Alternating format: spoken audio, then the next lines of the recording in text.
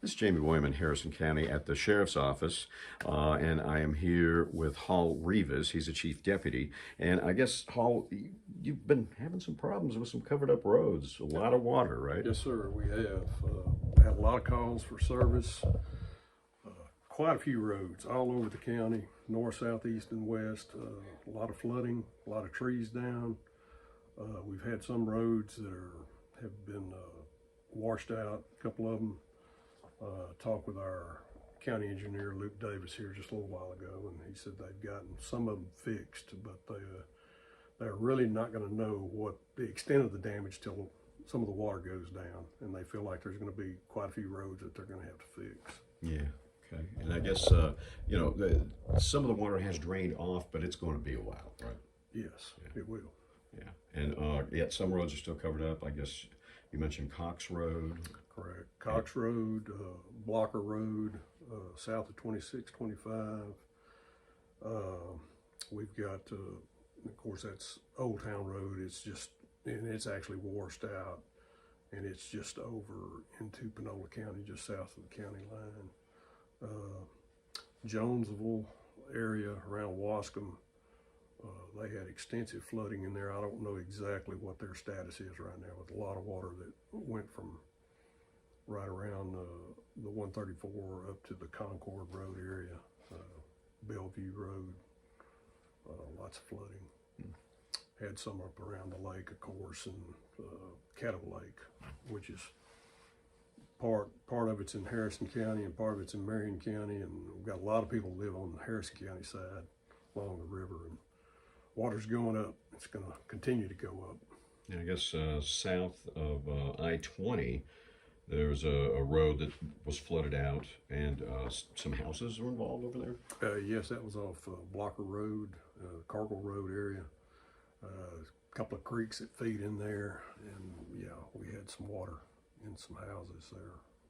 So I guess your county engineer is a little busy right now. Yes, he is. They have been nonstop for days, not much sleep. They had chainsaws going.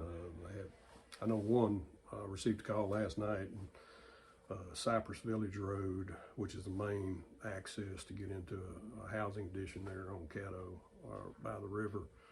Tree went down, completely blocked. Had people trying to get in, people trying to get out, upset, and they got down there real quick and got that tree taken care of. And a lot of them, they're just kind of cutting the trees and moving them out of the way so we can get traffic, and then they'll come back later and clean it up. Yeah, right. And then Country Club Road over in the Longview area. Yeah, Mr. Davis, road engineer, said that that was washed out right near Loop 281 Country Club, and they've actually got it fixed. Water receded enough to get it fixed. Okay, so I guess he's just been nonstop. Oh yeah, they have. But there's a not a whole lot of fixing you can do while it's raining. No, and they don't know a lot of the extent of the damage until the water goes down and recess. Yeah. So he'll know a lot more then. Now, have you had to do any kind of water rescues or anything? I know that there have been. Let's see, we did have a situation over in Hallsville the other night, and one of our deputies had to pull a person out of a car, and I forgot, it was in the Hallsville area.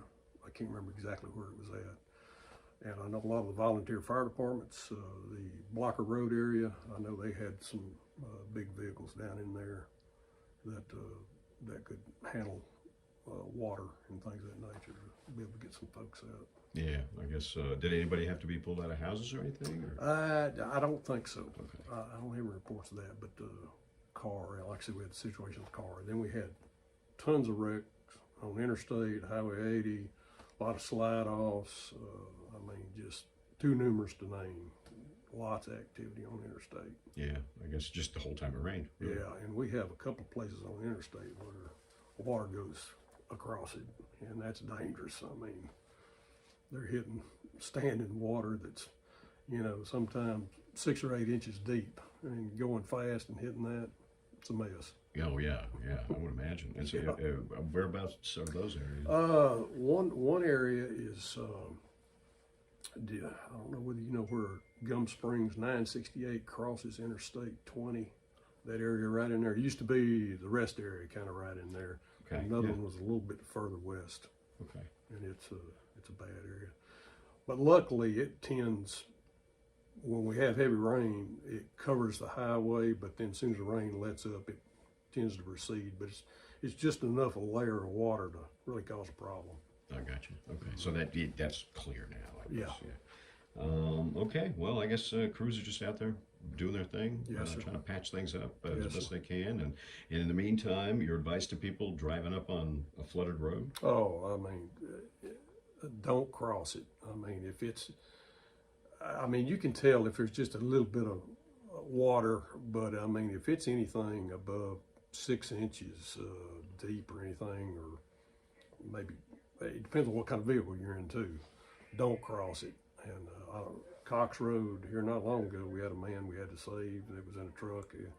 He was going through there. He thought he could, and it was a big 4-wheel drive. He thought he could handle it, and it washed him off. Yeah, and you don't. That was the last time around, though, right? Yes, Yeah. that's correct. Yeah, and it's because you don't know what's under there.